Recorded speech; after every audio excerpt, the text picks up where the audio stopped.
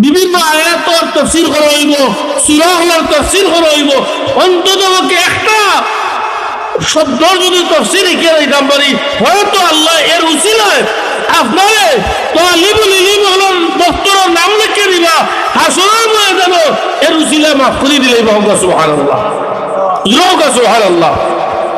এর লাগি তাফসীরুল কোরআন ব্যতিক্রম।